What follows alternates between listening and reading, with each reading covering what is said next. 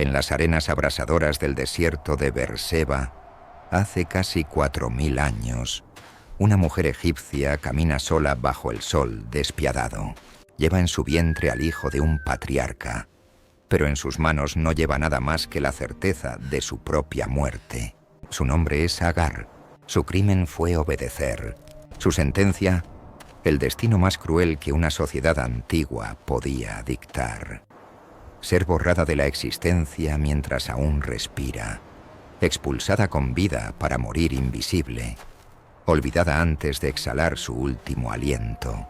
Las dunas se extienden infinitas, como las olas de un océano que devora esperanzas. Cada paso hunde sus pies descalzos en la arena que quema.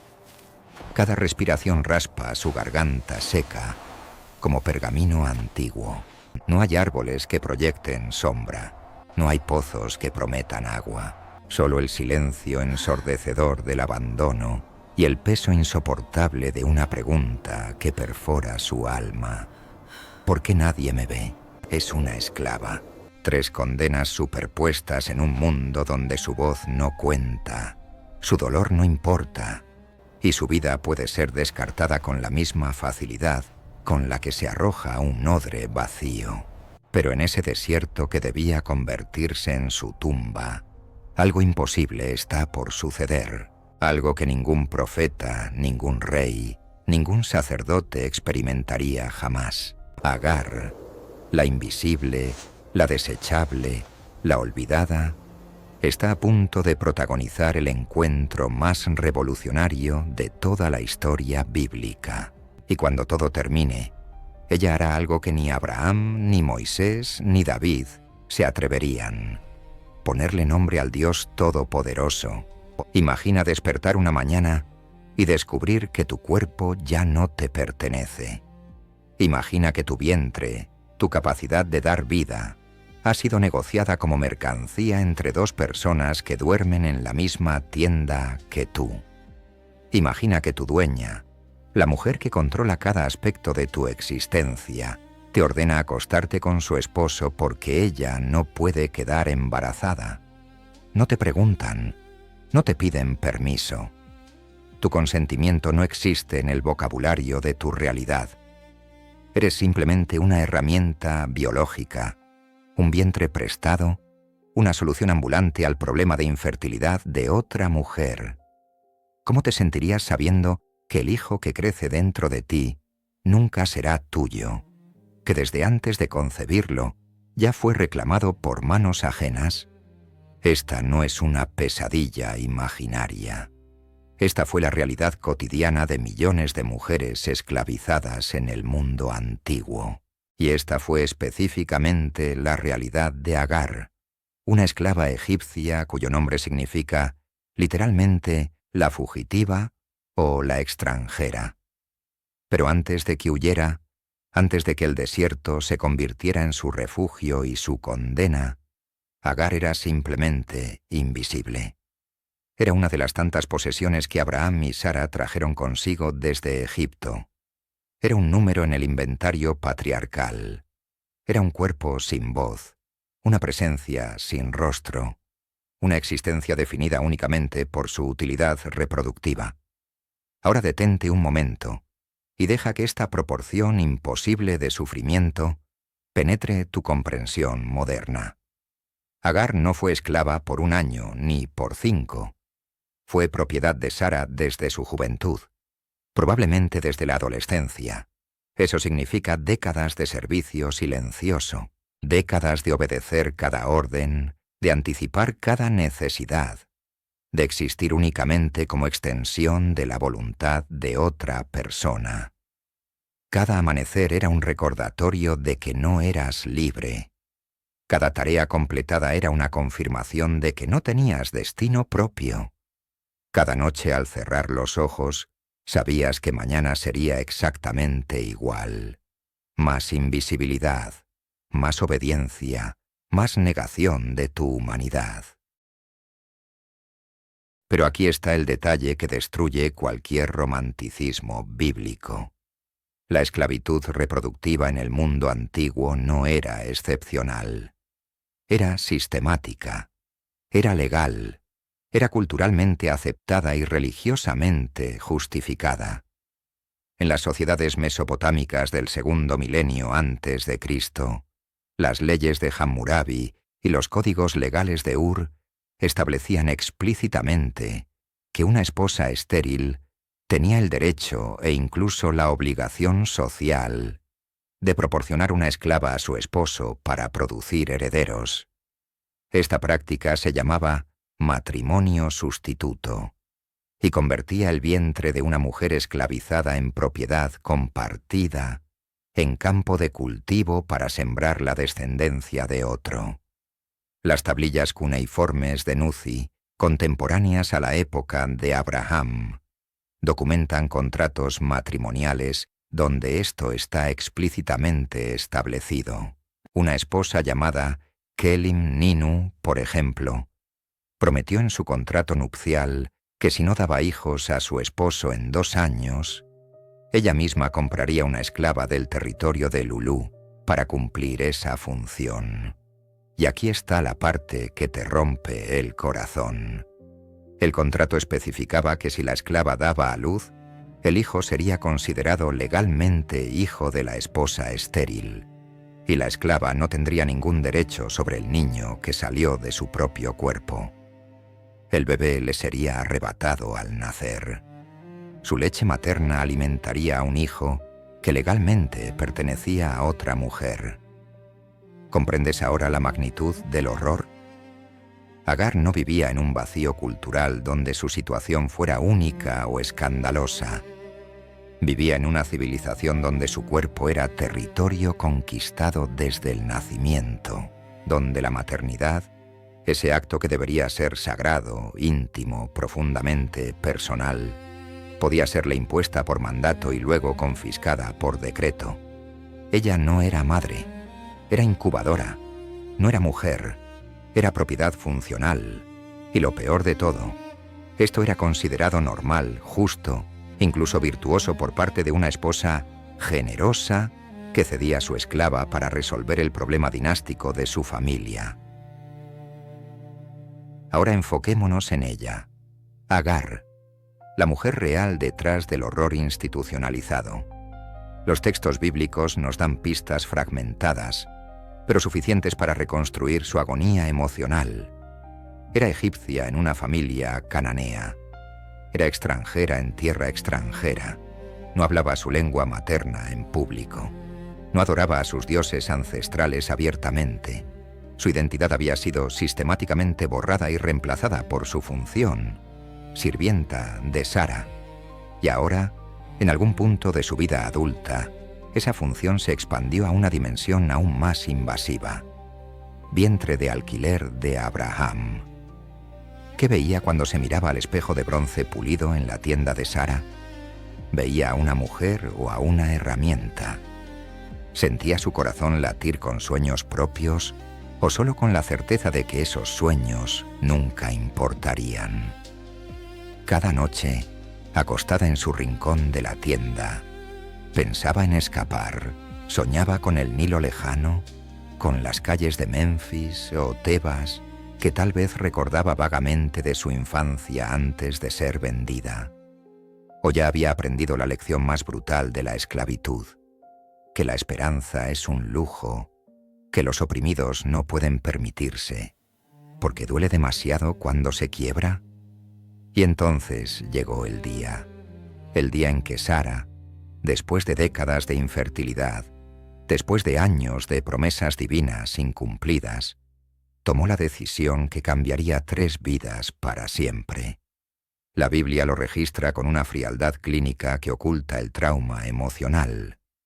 Y Sarai, mujer de Abraham, tomó a Agar, su sierva egipcia, y la dio por mujer a Abraham, su marido. 6 palabras en hebreo. 6 palabras que destruyeron cualquier ilusión de que Agar controlaba su propio destino.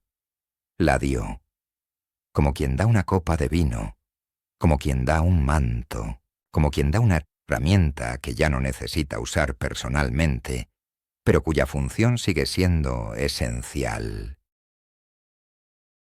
¿Qué sintió Agar en ese momento? ¿Terror? ¿Resignación? ¿Una extraña mezcla de ambos? Por primera vez en su vida de servicio silencioso, su cuerpo iba a ser usado de la manera más íntima posible, y ella no tenía voz para decir sí o no. Abraham, el hombre a quien llamaban amigo de Dios, el patriarca de la fe, accedió sin aparente conflicto moral. No hay registro de que preguntara a Agar si estaba dispuesta. No hay evidencia de que considerara su humanidad en la ecuación. La necesidad de un heredero, la presión cultural, la desesperación de Sara, todo eso pesó infinitamente más que el corazón de una esclava egipcia. Y aquí está el secreto que pocos predicadores te cuentan cuando narran esta historia desde el púlpito. Este no era un plan divino. Esta era una solución humana desesperada que estaba por explotar en las caras de todos los involucrados. Dios había prometido a Abraham descendencia tan numerosa como las estrellas, pero nunca había dicho, usa el vientre de tu esclava para lograrlo. Esa fue idea de Sara. Esa fue la impaciencia humana tratando de forzar el cumplimiento de una promesa divina a través de medios que violarían la dignidad de una mujer vulnerable.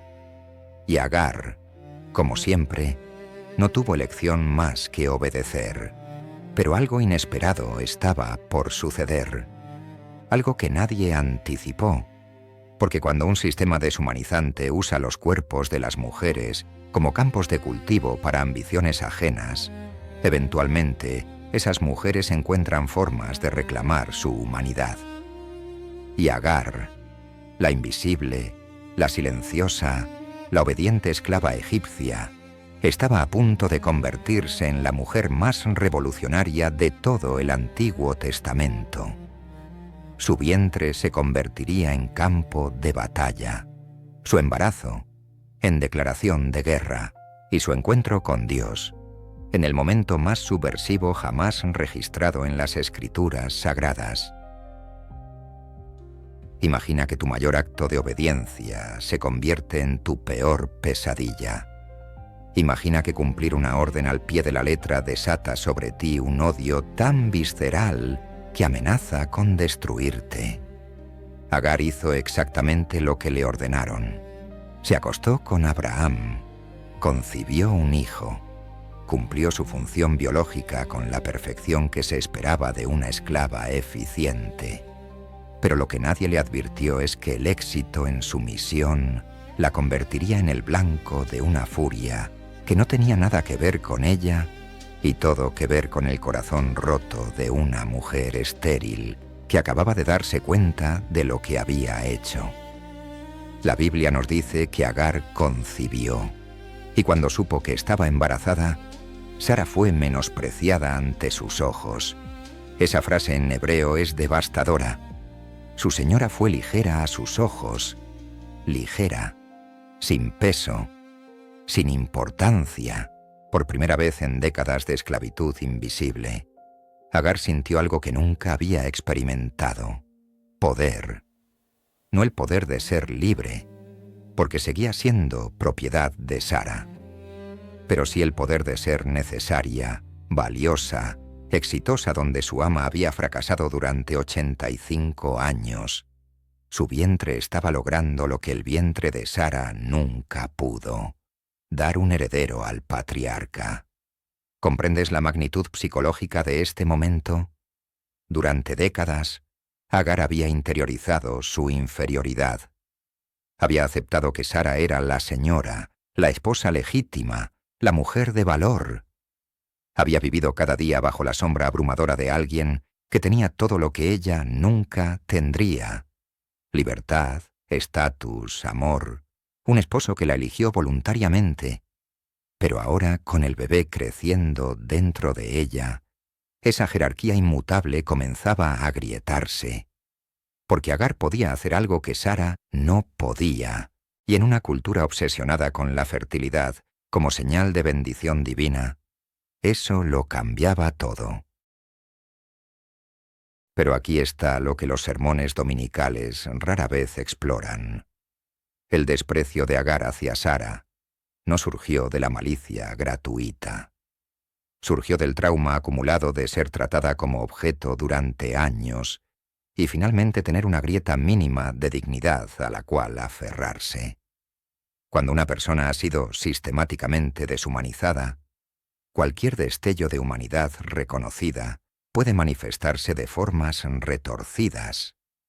Agar no debería haber menospreciado a Sara, pero Sara nunca debería haber usado el cuerpo de Agar como solución a su infertilidad. Ambas mujeres eran víctimas de un sistema patriarcal brutal que las enfrentaba entre sí, en lugar de cuestionar las estructuras que las oprimían a ambas. Y entonces comenzó la guerra. Una guerra silenciosa, doméstica, psicológica. Una guerra librada en miradas cargadas de resentimiento, en tareas asignadas con crueldad calculada, en comentarios envenenados disfrazados de instrucciones cotidianas. Sara miraba a Agar y veía todo lo que ella no era. Joven, fértil, embarazada del hijo de su esposo. Agar miraba a Sara y veía todo lo que ella nunca sería. Libre, amada, dueña de su propio destino. La tienda que alguna vez fue simplemente un espacio de servidumbre, ahora se había convertido en un campo de batalla donde cada día traía nuevas heridas invisibles. La Biblia registra el colapso emocional de Sara con una honestidad brutal.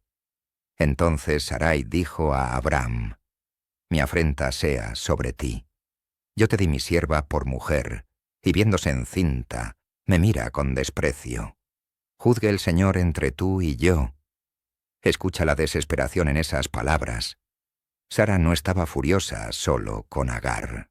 Estaba furiosa consigo misma por haber tomado esa decisión. Estaba furiosa con Abraham por haber aceptado tan fácilmente. Estaba furiosa con Dios por haberla dejado esperar 8 décadas y media sin cumplir la promesa. Y toda esa furia, como suele suceder, se canalizó hacia la persona más vulnerable en la ecuación, la esclava embarazada que no tenía manera de defenderse. Y Abraham, el hombre al que Dios llamó amigo, el padre de la fe, el patriarca cuya obediencia sería ejemplo para generaciones.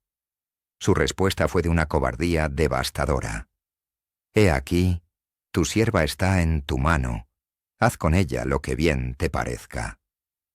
8 palabras en hebreo que sellaron el destino de Agar. Abraham, que había discutido con Dios por las ciudades de Sodoma y Gomorra, que había intercedido por extraños que ni siquiera conocía, no levantó un dedo para proteger a la madre de su hijo. La llamó tu sierva, devolviéndola lingüísticamente a Sara, como si el embarazo no hubiera cambiado nada, como si el hijo en su vientre no compartiera su sangre. Esta es la parte de la historia que destroza cualquier idealización bíblica. Abraham tuvo la oportunidad de detener lo que estaba por venir y eligió la conveniencia política sobre la justicia moral. Eligió la paz doméstica con su esposa legítima sobre la protección de una mujer vulnerable que había cumplido exactamente lo que le ordenaron hacer. En ese momento, Abraham no fue el héroe de la fe. Fue un hombre cómplice de la violencia estructural que estaba por destrozar a una esclava embarazada cuyo único crimen fue obedecer. Y entonces Sara actuó. El texto bíblico usa una palabra en hebreo que es difícil de traducir completamente: aflicción. Algunas versiones dicen que Sara la afligió. Otras dicen que la maltrató. Pero la palabra original, ina, tiene connotaciones mucho más oscuras. Es la misma palabra usada para describir opresión sistémica, abuso deliberado, crueldad calculada. No fue un momento de enojo.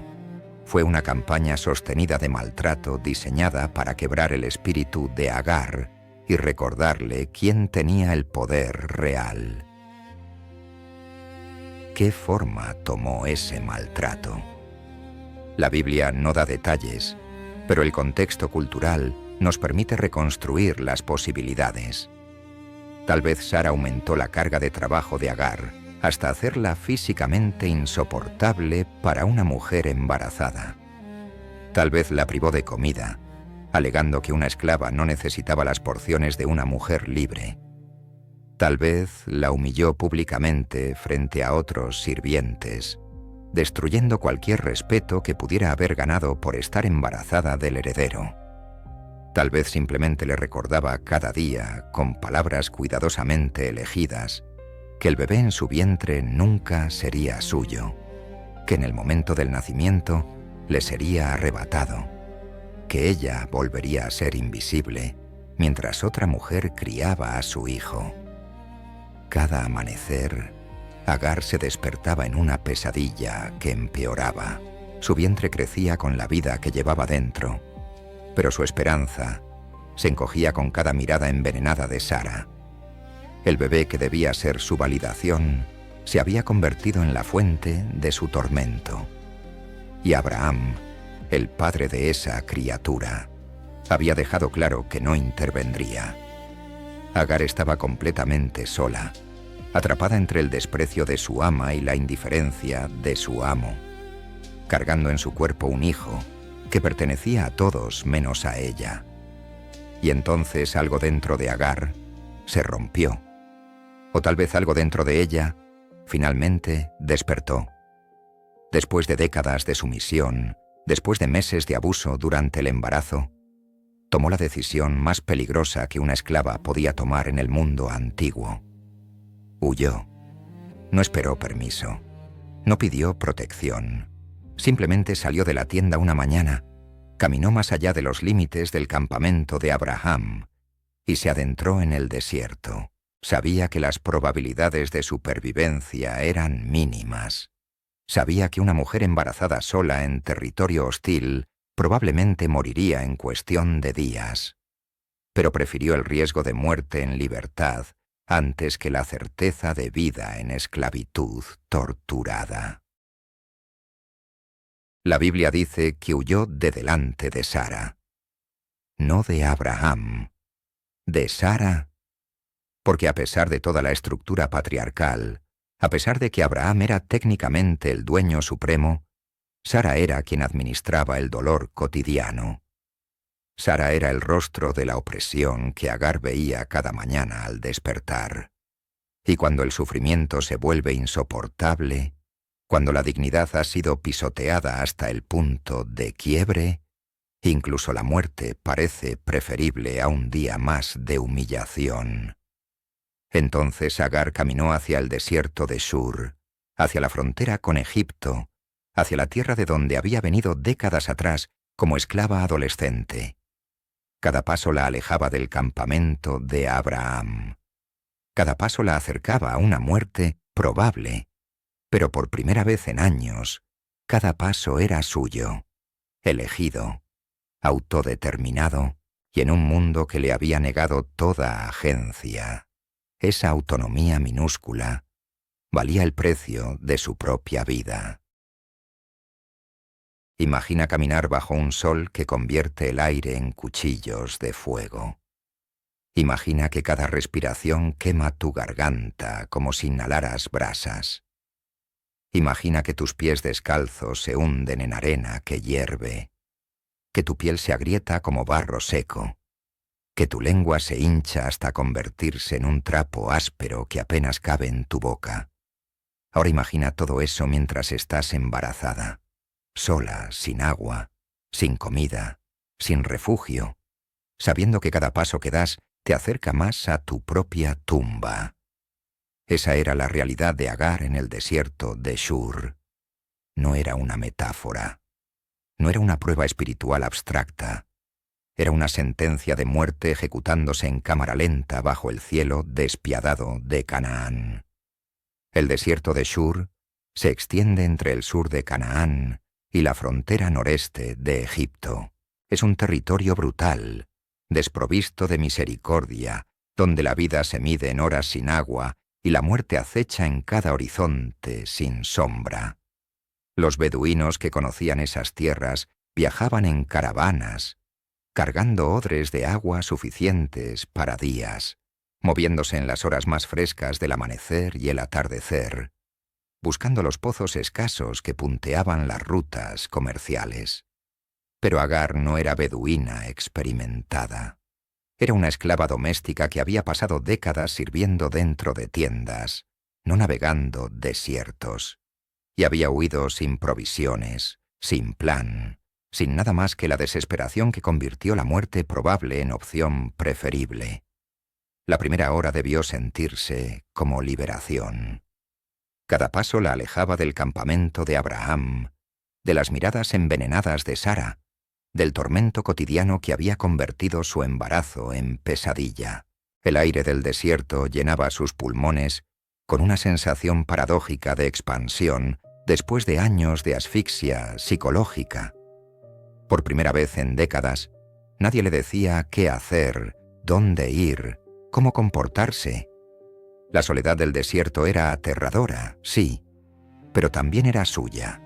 Y para alguien cuya existencia entera había sido propiedad de otros, esa autonomía, aunque fatal, tenía un sabor amargo de dignidad.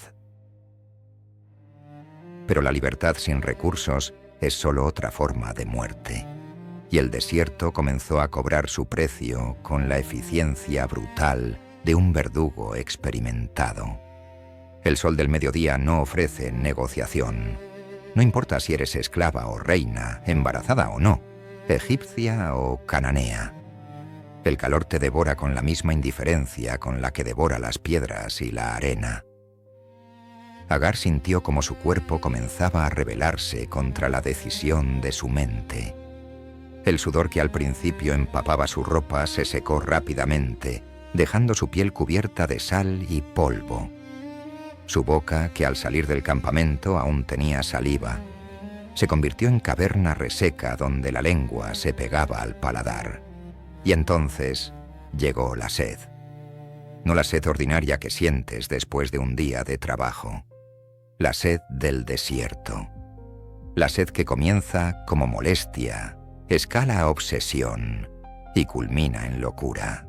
Cada pensamiento de Agar se reducía a una palabra: agua. Cada miraje en el horizonte prometía un pozo que no existía. Cada brisa caliente que rozaba su rostro la burlaba con el recuerdo de frescura que ya no podría sentir. Y dentro de su vientre, el bebé se movía, ajeno a la tragedia que se desarrollaba, consumiendo los últimos recursos de un cuerpo que ya no tenía nada que dar. La deshidratación tiene etapas. Los médicos modernos las clasifican con precisión clínica: leve, moderada, severa, crítica. Pero Agar no tenía esos términos, solo tenía sensaciones. Primero llegó la debilidad en las piernas, como si sus músculos se convirtieran en trapos mojados incapaces de sostener su peso. Luego llegó el mareo, olas de vértigo que amenazaban con tirarla al suelo cada vez que intentaba caminar.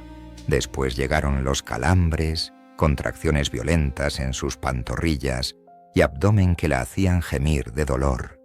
Y finalmente llegó la confusión, esa niebla mental donde la realidad y la alucinación comienzan a fusionarse en pesadilla indistinguible. ¿Cuántas horas llevaba caminando? ¿Un día? ¿2 días?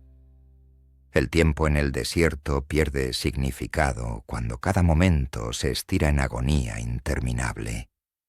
El sol trazaba su arco despiadado de horizonte a horizonte, y cuando finalmente se ocultaba, el frío nocturno del desierto traía un tormento diferente, pero igualmente brutal.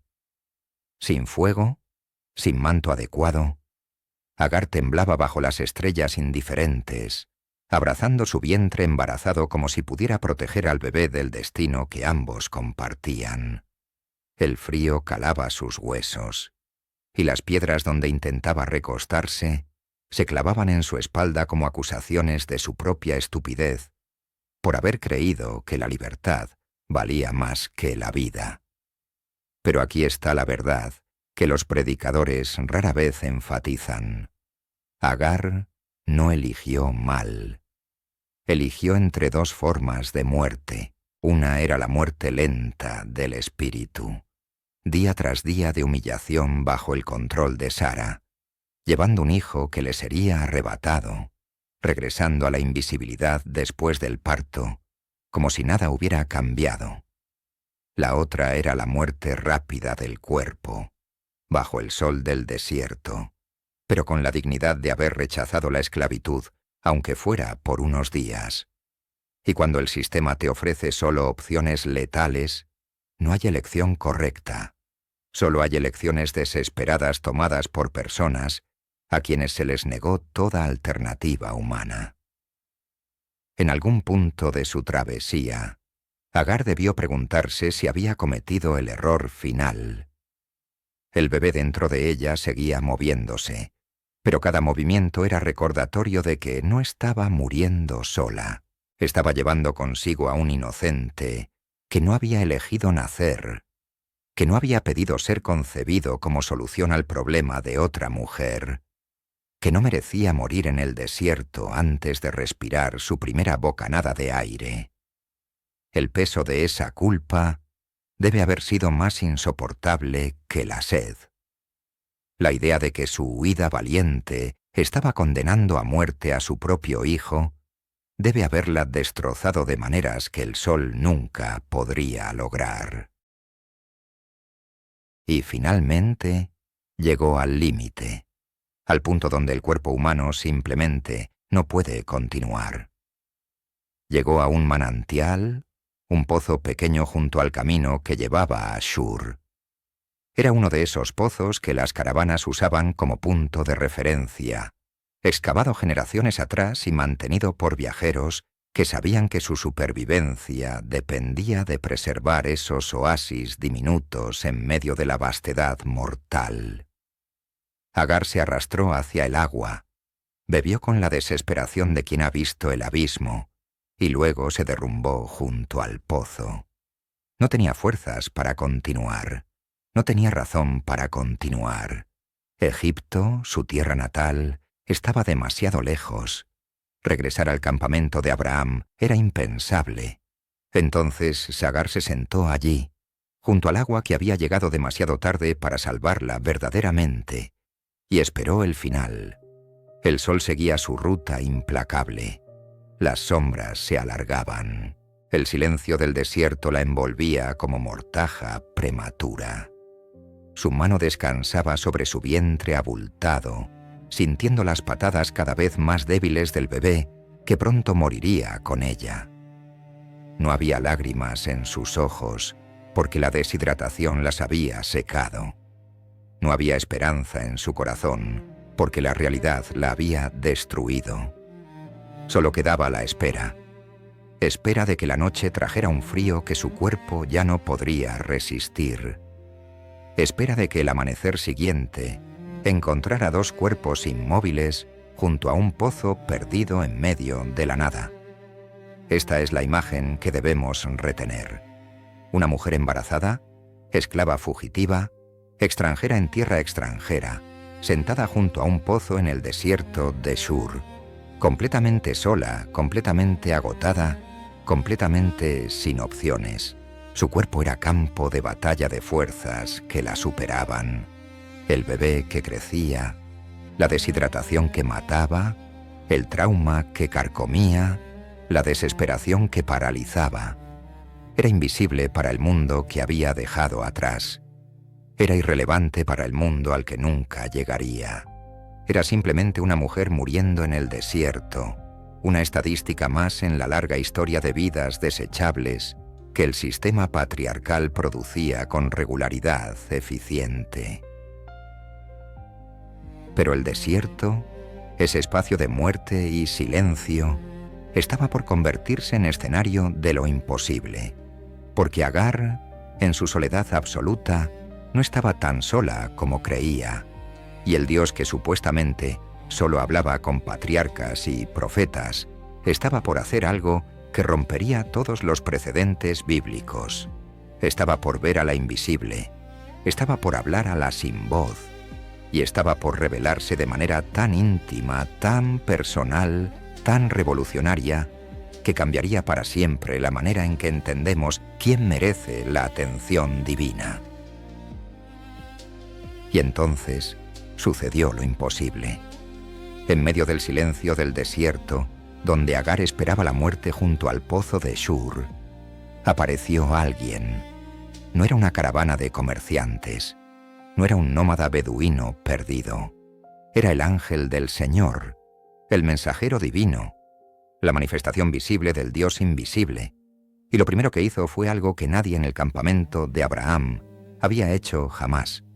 La vio, realmente la vio.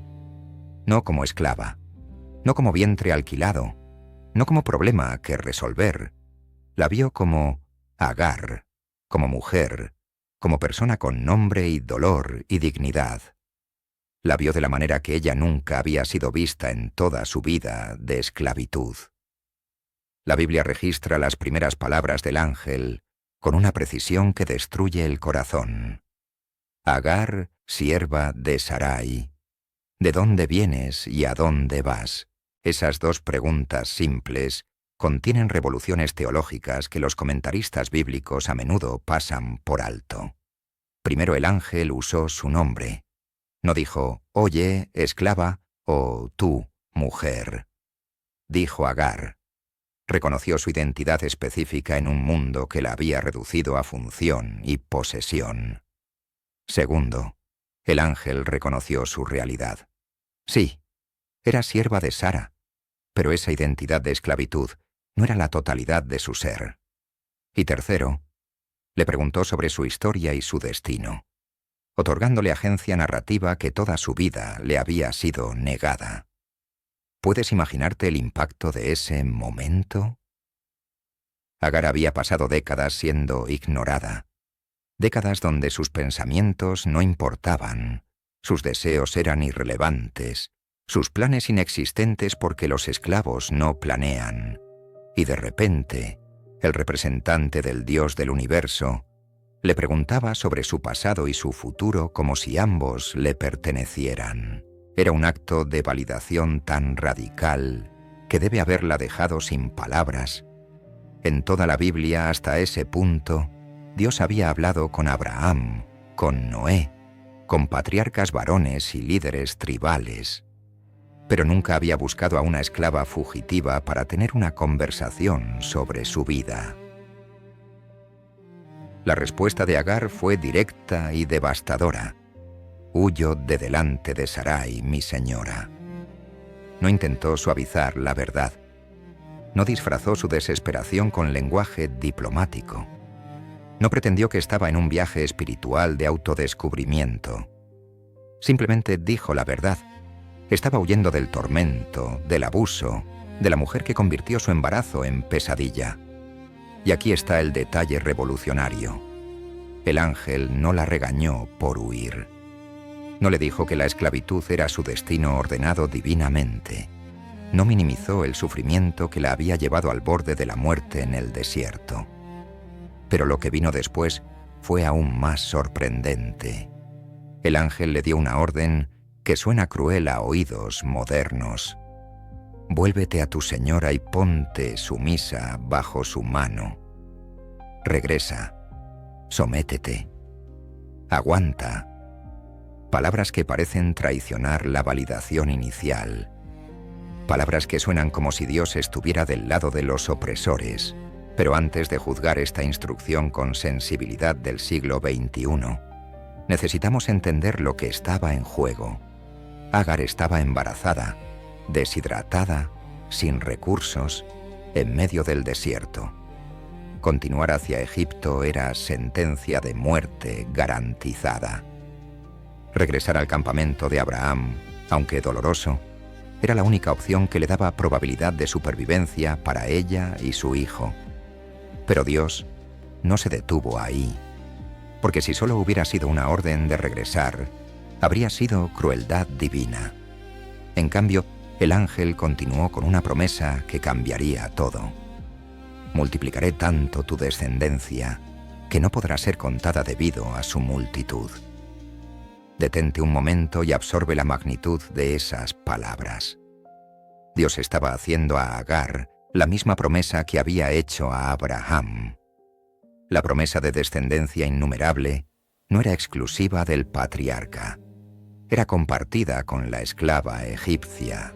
Agar no era simplemente vientre de alquiler para producir un hijo que pertenecería a Sara. Era matriarca de naciones futuras, madre de multitudes, progenitora de linajes que atravesarían siglos. Y luego vino la profecía sobre el hijo en su vientre. He aquí que has concebido y darás a luz un hijo, y llamarás su nombre Ismael, porque el Señor ha oído tu aflicción. Ismael. El nombre significa Dios escucha. No el nombre que Abraham elegiría, no el nombre que Sara aprobaría, el nombre que Dios mismo ordenó basándose en el sufrimiento de Agar. El ángel estaba diciéndole que su dolor no había pasado desapercibido, que sus lágrimas habían sido contadas, que su agonía había llegado a los oídos del Todopoderoso. Y ese hijo llevaría para siempre en su nombre el testimonio de que Dios escucha el llanto de los oprimidos, incluso cuando los poderosos pretenden no oírlo. La profecía continuó describiendo el carácter del futuro Ismael. Sería como asno montés, su mano contra todos y la mano de todos contra él. Viviría en conflicto con sus hermanos. No era una bendición suave, era un reconocimiento realista de que el hijo nacido de esclavitud, concebido en conflicto, criado en contexto de rechazo, llevaría las marcas de su origen complicado. Pero incluso esa profecía áspera contenía dignidad. Ismael sería libre como el asno salvaje del desierto, indómito, resistente, superviviente. No sería esclavo como su madre, sería guerrero, líder de su propio pueblo, padre de naciones que competirían con los descendientes de Abraham. Y entonces Agar hizo algo que nadie antes que ella había hecho, y nadie después de ella haría. Le puso nombre a Dios. En hebreo ella lo llamó El Roi, que significa el Dios que me ve, o el Dios de la visión. Lee eso otra vez y deja que el significado te golpee. En toda la Biblia, Dios es quien pone nombres. Dios llamó a Abraham, Abraham. Dios llamó a Jacob, Israel. Dios nombró a las criaturas, a las naciones, a los profetas. Pero aquí, una esclava egipcia, una mujer sin poder, una fugitiva desesperada, invirtió el orden cósmico y nombró al innombrable. No fue acto de arrogancia, fue acto de revelación. Agar entendió algo sobre la naturaleza de Dios que los patriarcas aún no habían comprendido, que Dios ve a los invisibles, que el Todopoderoso no es solo el Dios de Abraham, el Dios de los poderosos, el Dios de los que tienen altar y ganado y descendencia prometida. Es también y quizás especialmente el Dios de los marginados, de los esclavizados, de los que huyen de la opresión hacia una muerte probable en el desierto. El Roi, el Dios que me ve cuando todos los demás miran a través de mí como si fuera transparente. Y Agar agregó una declaración que revela la profundidad de su asombro. ¿No he visto también aquí al que me ve? Era pregunta retórica cargada de incredulidad maravillada. Ella había visto a Dios, o más precisamente, había experimentado ser vista por Dios, y en ese encuentro mutuo de ver y ser vista, había experimentado algo que ningún teólogo podría explicar completamente. Había sobrevivido al encuentro divino. Había hablado con el mensajero de Dios cara a cara y vivido para contarlo. Esto era revolucionario en una cultura donde se creía que ver a Dios significaba muerte instantánea. El pozo donde ocurrió este encuentro fue llamado Bir Lahai Roi, que significa el pozo del viviente que me ve. Hasta el día de hoy, según el texto bíblico, ese pozo estaba entre Cades y Berez, marcando para siempre el lugar donde lo imposible sucedió. donde una esclava fue elevada a profeta, donde una fugitiva fue visitada por la divinidad, donde la invisible fue vista y la sin voz le puso nombre al Eterno. Ese pozo se convirtió en testigo de piedra y agua, de que Dios opera fuera de las jerarquías humanas que intentan delimitar su gracia. Entonces Agar regresó, no con la resignación de la derrota, sino con la certeza de la misión. Regresó sabiendo que su hijo tenía destino divino. Regresó sabiendo que su sufrimiento había sido escuchado. Regresó sabiendo que ella no era invisible después de todo, que había uno cuya mirada la había encontrado incluso en el lugar más desolado de la tierra. Regresó transformada, no porque sus circunstancias externas cambiaran, sino porque su comprensión interna de quién era y quién la veía había sido revolucionada para siempre. Y eso en un mundo que constantemente intentaba borrarla. Era el tipo de poder que ninguna esclavitud podría arrebatar completamente. Agar regresó al campamento de Abraham. Regresó con el polvo del desierto aún pegado a su piel, con la memoria del encuentro divino grabada en su alma, con el nombre de Dios recién acuñado en sus labios, y cuando llegó el momento, dio a luz a Ismael, el niño cuyo nombre significaba que Dios escucha. Abraham tenía 86 años cuando nació su primer hijo. 86 años de espera, de promesas diferidas, de fe tambaleante. Pero ese hijo no nació de Sara, la esposa legítima. Nació de Agar, la esclava egipcia que había huido al desierto y regresó portando no solo un bebé, sino también una revelación teológica que cambiaría la narrativa bíblica para siempre. Durante 13 años, Ismael fue el único hijo de Abraham. 13 años donde el patriarca volcó en él todas sus esperanzas dinásticas, donde lo crió como heredero de las promesas divinas, donde probablemente lo amó con la intensidad de un padre que espera casi 9 décadas para sostener a su primogénito. Pero Agar sabía la verdad que la profecía había revelado. Ismael sería grande, sí, pero su grandeza estaría marcada por el conflicto. Su mano estaría contra todos y todos contra él. Sería libre, pero no en paz. Sería poderoso, pero no aceptado. Llevaría para siempre las cicatrices de su concepción complicada y su nacimiento conflictivo.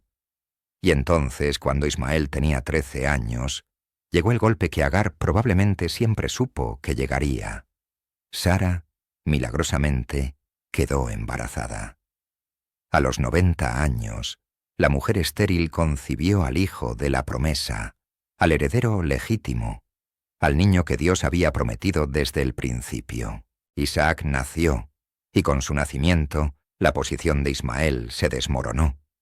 Ya no era el único, ya no era el heredero indiscutido. Era el hijo de la esclava, el producto del plan humano, el recordatorio viviente de que Abraham y Sara no confiaron lo suficiente en el tiempo de Dios. Y Sara, viendo a Ismael jugar con Isaac o tal vez burlarse de él, exigió lo impensable. Echa a esta sierva y a su hijo, porque el hijo de esta sierva no ha de heredar con Isaac mi hijo. Observa el lenguaje. Sara no dijo, echa a Agar. Dijo, echa a esta sierva. Despersonalizó completamente a la mujer que había llevado al primer hijo de su esposo. Y peor aún, no dijo, echa a Ismael. Dijo, echa al hijo de esta sierva. Negó incluso el parentesco entre el niño y Abraham. En su mente, Ismael no era hijo de Abraham. Era producto de Agar, problema de Agar, responsabilidad de Agar, y debía ser eliminado de la ecuación familiar ahora que el verdadero heredero había llegado. La crueldad de esa demanda no puede ser suavizada. Sara estaba exigiendo que una mujer y su hijo adolescente fueran expulsados al desierto, condenados probablemente a muerte, simplemente por existir como inconvenientes para su narrativa familiar perfecta. Y Abraham, dolorosamente, obedeció. La Biblia dice que esto le pareció muy grave por causa de su hijo, pero Dios le dijo que escuchara a Sara, que hiciera lo que ella pedía, porque en Isaac sería llamada su descendencia. Entonces Abraham se levantó temprano una mañana, tomó pan y un odre de agua, se lo dio a Agar, lo puso sobre el hombro de ella junto con el muchacho y la despidió. Así de simple, así de brutal. Agar, que había sido usada para resolver el problema de fertilidad de Sara, ahora era desechada porque ese problema había sido resuelto por otros medios. Y esta vez no iba sola. Llevaba consigo a un hijo adolescente que había crecido como príncipe del campamento y ahora era exiliado como bastardo vergonzoso. En el desierto de Berseba, el agua se acabó. Agar colocó al muchacho bajo un arbusto porque no podía soportar verlo morir de sed. Se alejó a distancia de un tiro de arco y lloró. Este era el segundo desierto de Agar, pero infinitamente peor que el primero. La primera vez huyó embarazada, sola, con solo su propia vida en riesgo.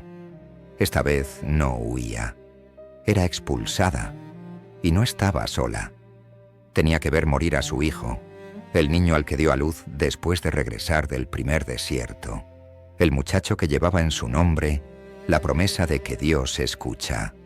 Y en ese momento, mientras escuchaba el llanto de Ismael bajo el arbusto, Agar debió preguntarse si Dios realmente escuchaba o si el nombre de su hijo era solo cruel ironía. Pero Dios escuchó. Otra vez. La Biblia dice que Dios oyó la voz del muchacho y el ángel de Dios llamó a Agar desde el cielo.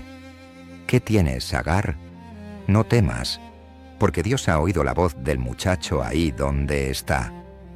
Levántate, alza al muchacho y sosténlo con tu mano, porque yo haré de él una gran nación.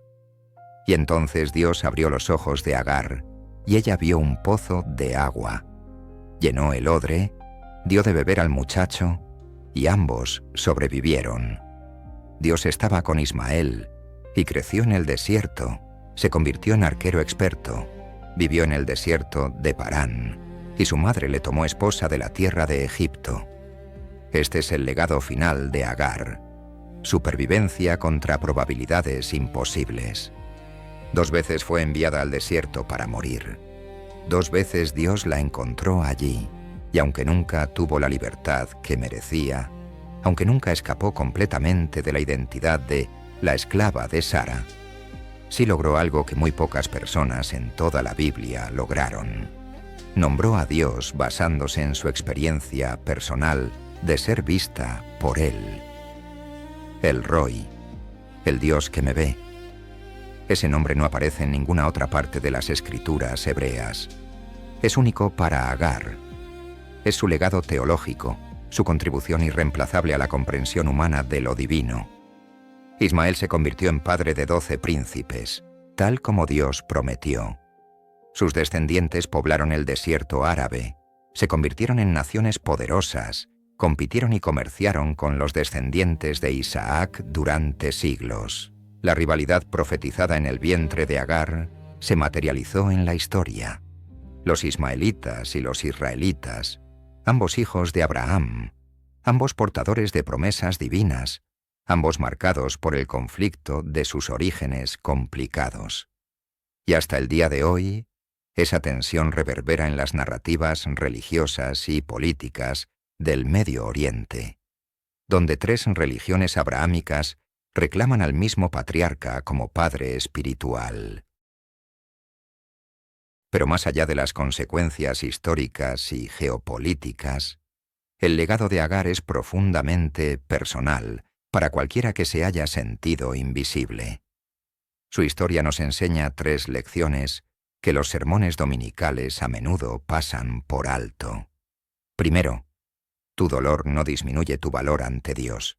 Agar fue esclava, fue abusada, Fue desechada 2 veces, pero Dios la buscó personalmente en el desierto. No envió a Abraham a rescatarla. No delegó su cuidado a otra persona. Él mismo, a través de su ángel, fue al lugar de su mayor desesperación y la llamó por su nombre. Si te sientes olvidado, rechazado, usado y descartado, la historia de Agar te dice que hay un Dios que te ve incluso cuando todos los demás miran hacia otro lado. Segundo, Dios puede usar tu rechazo para construir tu destino. Ismael no fue el hijo de la promesa para Abraham, pero fue promesa completa para Agar. Dios le prometió que su descendencia sería innumerable. La misma promesa hecha al patriarca. El hijo que Sara quería eliminar se convirtió en padre de naciones. El muchacho expulsado al desierto para morir se convirtió en arquero poderoso, en líder tribal, en progenitor de pueblos enteros. Lo que los humanos desecharon, Dios lo elevó. Lo que la sociedad consideró bastardo vergonzoso, Dios lo llamó heredero legítimo de promesas eternas. Y tercero, tu historia no termina donde otros decidieron abandonarte. Agar pudo haber muerto en el primer desierto, embarazada y sola. Pudo haber muerto en el segundo desierto con su hijo adolescente. Pero cada vez que el sistema intentó borrarla, Dios reescribió el final. Cada vez que parecía que su historia terminaría en muerte anónima, Dios insertó un capítulo nuevo de supervivencia milagrosa. Si estás en tu propio desierto ahora mismo, si sientes que tu historia está terminando en tragedia, recuerda que el Dios que vio a Agar sigue viendo. Y el final que Él escribe raramente coincide con el final que otros intentan imponerte. Entonces aquí estamos, casi 1000 años después, hablando de una esclava egipcia que debió haber sido olvidada por la historia. Pero no lo fue, porque tuvo el coraje de huir cuando la opresión se volvió insoportable, porque tuvo la audacia de regresar cuando Dios le mostró que su hijo tenía destino, porque tuvo la valentía de sobrevivir cuando el mundo intentó matarla 2 veces, y porque tuvo la sabiduría de entender que ser vista por Dios importa más que ser valorada por los humanos. Si esta historia tocó algo profundo en tu corazón, si te viste reflejado en el dolor de Agar o en la promesa que Dios le hizo, entonces has entendido por qué esta historia está en la Biblia. No es solo historia antigua, es testimonio eterno de que el Dios del universo se especializa en ver a los invisibles, en escuchar a los silenciados y en convertir desiertos de muerte en lugares de revelación divina.